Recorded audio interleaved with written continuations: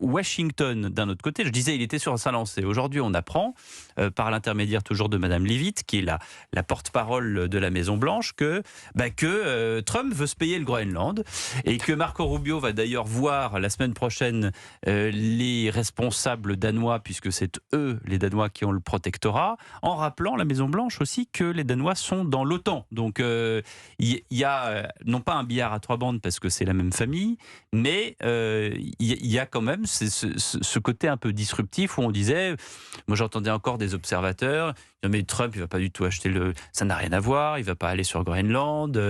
Il a dit dans son avion que on en parlerait peut-être d'ici une vingtaine de jours, mais pas tout de suite. Et puis là finalement quand même. Tous les jours, ça change et tous les jours, on a une autre annonce. Alors, disruptif, oui et non quand même, Pierre. Jean-Michel Salvatore. Parce que dans l'histoire des États-Unis, il y a une grande tradition d'achat de territoire. Par exemple, en 1803, les Américains ont acheté la Louisiane à la France. Et puis en 1819, j'ai fait quelques recherches parce que je trouve que c'est quand même assez amusant.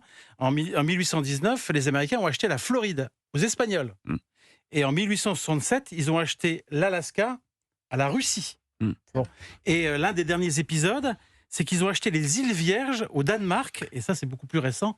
Ça date de 1917. Donc, il y a une tradition d'achat de territoire. Et je pense que, évidemment, Trump pense forcément à ça, parce qu'il a besoin de ce territoire pour plein de raisons, pour le pétrole, pour les minerais.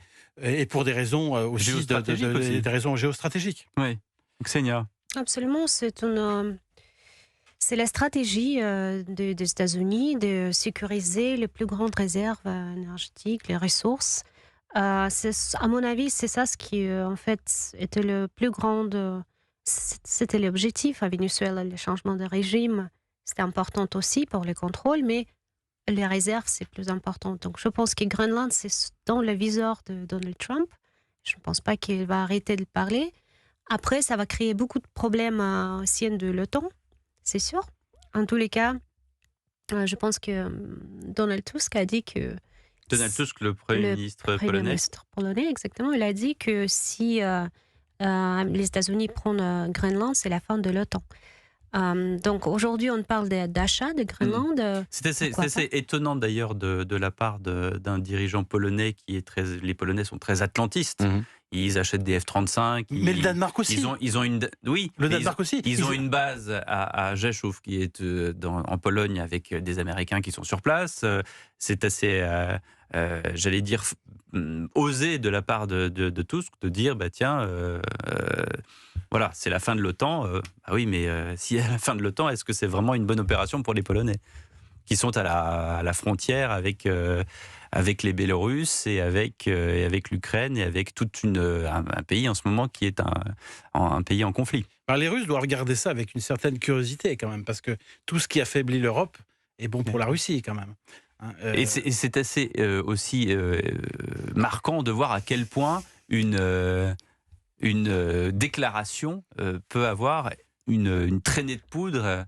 Ben oui, parce qu'il ne s'en cache pas, il en parle depuis 2019. Donc c'est une fixette. Donc il en parle depuis 2017. Maintenant qu'il est réélu, il en reparle. Et il en reparle d'une façon totalement décomplexée. En fait, c'est absolument incroyable quand on y pense qu'un chef d'État comme Trump dise comme ça très posément, moi j'ai envie de mettre mon drapeau. J'achète la rue de la paix, puis je vais mettre un hôtel. Le Canada déjà, il avait parlé du Canada, et puis il a parlé du Groenland, et puis il a fait le Venezuela. Mais le côté Monopoly, c'est exactement ça. Et tous ceux qui n'arrêtent pas de dire à chaque fois que Donald Trump dit quelque chose, il est grande gueule, pardonnez-moi l'expression, il dit plein de choses, mais il les applique pas forcément. Faut arrêter de considérer que Donald Trump ne fait jamais ce qu'il dit. En général, d'ailleurs, il le dit plusieurs fois avant de vraiment y arriver. C'est vrai que lorsque vous dites Pierre, il dit une chose et puis 3 jours plus tard, il dit l'inverse. Je disais que c'était une question de temporalité. Oui. C'est-à-dire qu'au début, il dit oui, je vais le faire, et puis finalement, il le fait tout de suite. Souvent, voilà. Et je pense qu'il accélère la cadence. En revanche, je pense qu'il y a un enjeu stratégique pour l'Europe on est dans un tournant géopolitique majeur. On est peut-être en train de vivre nos derniers instants de paix en Europe, ou en tous les cas dans le monde, il serait, dans le monde, je veux dire globalement, à échelle globale, je pense qu'il était très important de voir long terme et de ne pas céder, qu'importe le prix, des territoires européens aux États-Unis ou à qui que ce soit d'ailleurs. Je pense que quel que soit le prix, on a intérêt à avoir très long terme et à se dire ces métaux, ces minerais, les biens, tout ce qui repose dans nos sols doivent rester en Europe et sous le contrôle de l'Europe. Ksenia Federosa. Je pense que pour le pays, je pense qu'avant l'arrivée de Trump, avec l'administration de Biden, l'Europe était en train et le monde était en train d'aller sur les chemins des guerres qui pouvaient éventuellement mener dans une troisième guerre mondiale. Donald Trump est en train de changer beaucoup de choses. Il est en train de changer en fait, on peut même dire l'ordre mondial. Et il crée beaucoup des inquiétudes parmi ces néoconservateurs et le deep state américain, mais aussi en Europe. Regardez avec quelles difficultés les Européens sont acceptés Trump. Ils ne sont même pas acceptés, mais ils sont obligés de l'accepter, sa politique. On peut le critiquer, mais en tous les cas, Trump fait ce qu'il pense mieux pour les États-Unis, pour son pays. Et aujourd'hui, je pense que l'Europe se trouve un peu en panique avec toutes ces déclarations et ne sait pas quoi faire. Et en fait, elle se trouve dans un carrefour.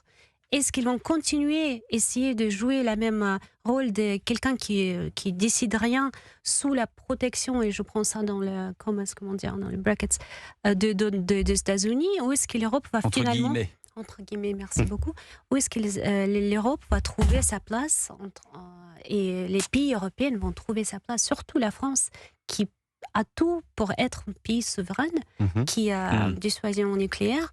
Ce qui est important, c'est que aujourd'hui, toujours avec Emmanuel Macron, il me semble que la France va dans le même chemin des globalistes.